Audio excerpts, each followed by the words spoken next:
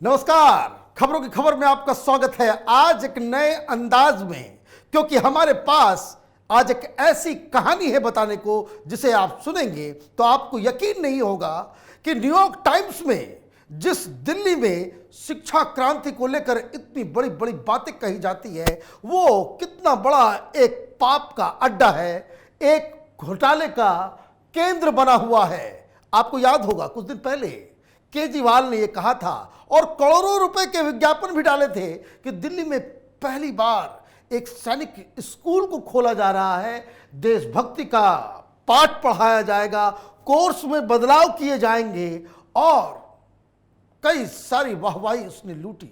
और इस लूट के बाद असली कमाई का जो खेल शुरू हुआ वो आप सुनेंगे तो आप भी दंग रह जाएंगे, क्योंकि ये पूरा खेल ही नटवर लाल के द्वारा रचा हुआ है, एक कट्टर बेईमान पार्टी के द्वारा सुसज्जित किया हुआ है। एक ऐसा घोटाला जिसे आप अब तक न कभी सुना, न कभी देखा, न कभी आपने इमेजिन किया हो।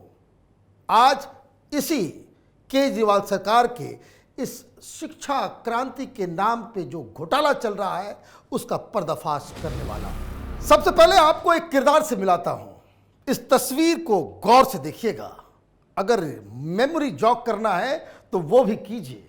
ये उस वक्त की तस्वीर है जब अभिनंदन को पाकिस्तान ने पकड़ लिया था, वो पाकिस्तान के कब्जे में था और अचानक से आम आदमी पार्टी, कांग्रेस पार्टी की जो डर्टी टिक्स डिपार्टमेंट है जिसका धंधा सोशल मीडिया में अफवाह फैलाने का है, उन्होंने एक वीडियो वायरल किया था।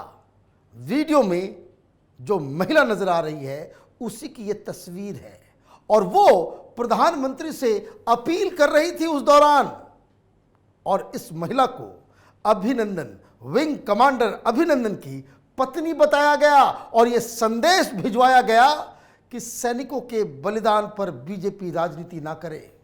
और इस पोस्ट में साफ साफ लिखा गया था कि humble request to BJP, don't count your seats at the cost of soldiers sacrifice.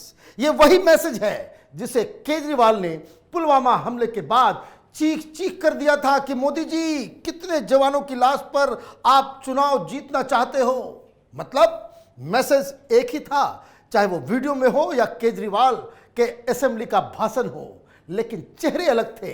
एक तरफ ये नटवर लाल तो दूसरी तरफ नटवर लाल की तरह ही अभिनंदन की वाइफ को बताया गया था।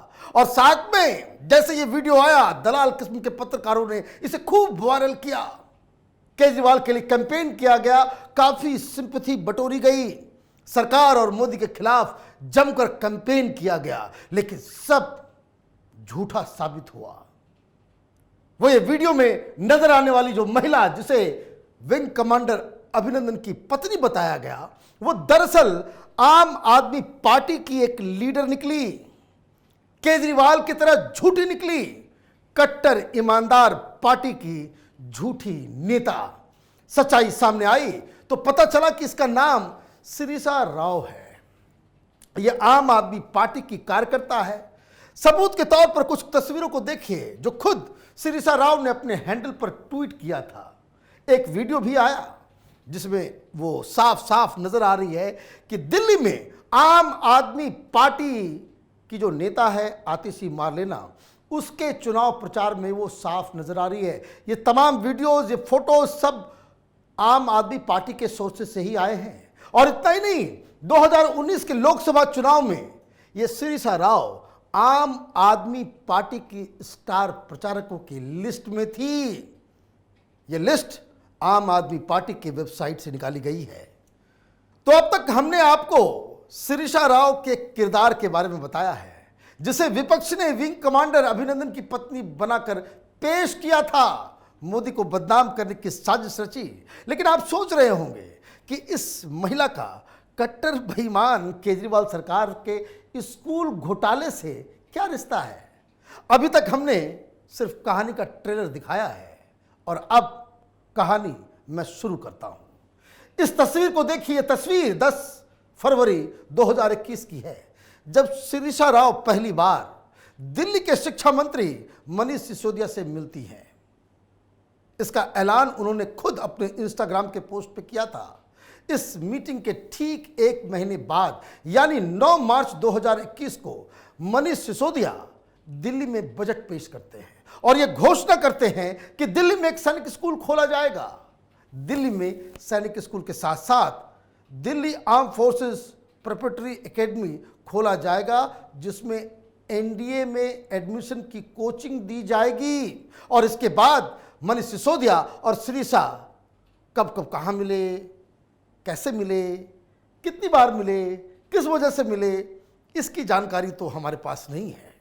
लेकिन 15 जुलाई 2021 को सिरीसा राव ने फिर एक पोस्ट किया जिसमें उन्होंने ऐलान किया कि वो दिल्ली में शिक्षा क्रांति में भागीदार है। उन्होंने क्या लिखा? उन्होंने लिखा, learning process continues, interaction with honourable education minister of Delhi is always enriching, happy to be part of Delhi's education revolution. इससे एक बात साफ हो गई कि दिल्ली में शिक्षा विभाग में कुछ ऐसा हो रहा है जिसकी वो पार्ट एंड पार्सल है, हिस्सेदार है। मतलब ये कि जिस महिला का इस्तेमाल देश विरोधी प्रोपेगेंडा में किया गया उसको शिक्षा विभाग में हिस्सेदारी दी जा रही है। पहला सवाल मनीष सिसोदिया और केजरीवाल से कि क्या सारा काम अपने ही कार्यकर्ताओं को देना ये कट्टर ईमानदार होने का परिचायक है क्या?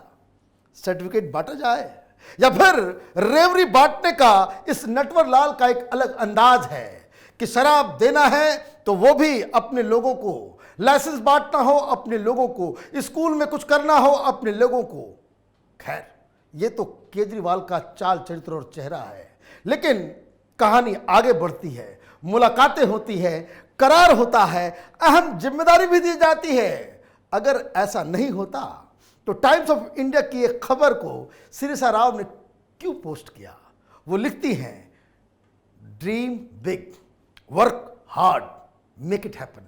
सिरीसा ने ये पोस्ट 5 अक्टूबर को की। इसके करीब 40 दिन बाद सिरीसा राव ने एक कंपनी रजिस्टर कराया जिसका नाम है सैकोरियन एजुकेशन सर्विस प्राइवेट लिमिटेड। इस कंपनी का जो पूरा कहानी है वो आप सुनेंगे तो आप भी दंग रहेंगे, क्योंकि इस कंपनी को 15 नवंबर 2021 को इनकॉर्पोरेट किया जाता है और इस कंपनी की मैनेजिंग डायरेक्टर वो खुद बन जाती है। मतलब ये कि एक कंपनी खोलती है और उस कंपनी की सर्वे सर्वा मैनेजिंग डायरेक्टर खुद बनती है। और उसके बाद जो होता है वो बड़ा ही आश्चर्यजनक है, क्योंकि अब सवाल कट्टर ईमानदार केजरीवाल और मनीष सिसोदिया से कि क्या सिरीसा राव को दिल्ली के पहले सैनिक स्कूल की जिम्मेदारी दी गई है? इस सवाल का तो जवाब देना होगा। क्या इस कंपनी जिसके पास कोई एक्सपीरियंस नहीं है, जिसके खुले हुए 1 साल भी नहीं हुए हैं, उसे भी आपने ठेका दे दिया?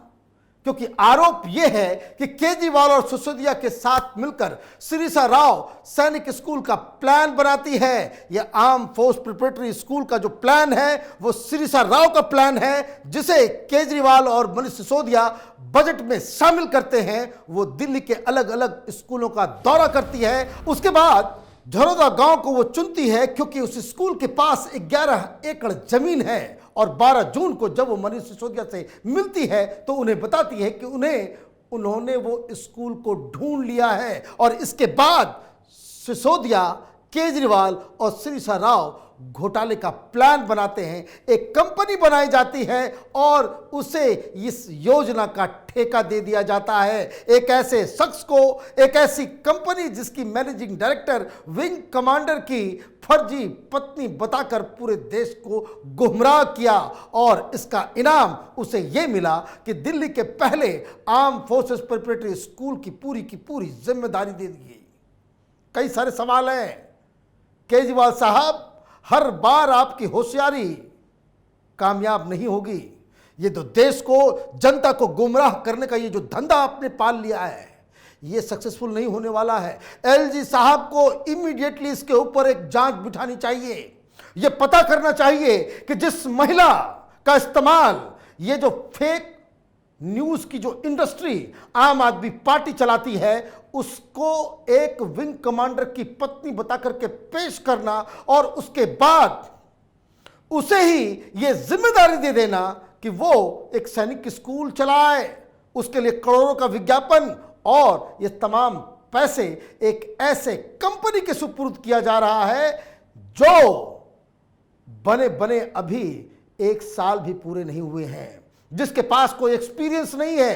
फर्जीवाड़ा करने का तो एक्सपीरियंस है, लोगों को गुमराह करने का एक्सपीरियंस तो है, लेकिन देश के ऊपर अपना खून बहाने वाले, अपनी जान की कुर्बानी देने वाले बच्चों को तैयार करने का कोई एक्सपीरियंस नहीं है। ये फ्रॉड्स लोगों की एक ऐसी कंपनी बन गई है आम आदमी पार्टी, जिसके खिलाफ जल्द से जल्द जांच बिठाई जानी चाहिए, क्योंकि ये सवाल ऐसे हैं जिसका जवाब न केजरीवाल देंगे न सिसोदिया देंगे, क्योंकि ये खेल अपने आप में इलीगल हो जाता है कि जब आप अपनी ही पार्टी के स्टार प्रचारक उसे आप इस तरह के ठेके की जिम्मेदारी दे देते हैं, वो भी बिना किसी एक्सपीरियंस के। ये कट्टर ईमानदार कहने वाला केजरीवाल ये हिंदुस्तान की राजनीति का नटवर लाल है, एक ऐसा झूठा नेता है जो हर वक्त झूठ के आधार पे उसके ऊपर राजनीति करना चाहता है और लोगों को बेवकूफ बना करके वोट लेना चाहता है। हमारी नज़र इस खबर पे बनी हुई है। आप देखते रहिए कैपिटल टीवी। हमारे वीडियोस को लाइक कीजिए, शेयर कीजिए और हमारे चैनल को सब्सक्राइब कीजिए। धन्यवाद।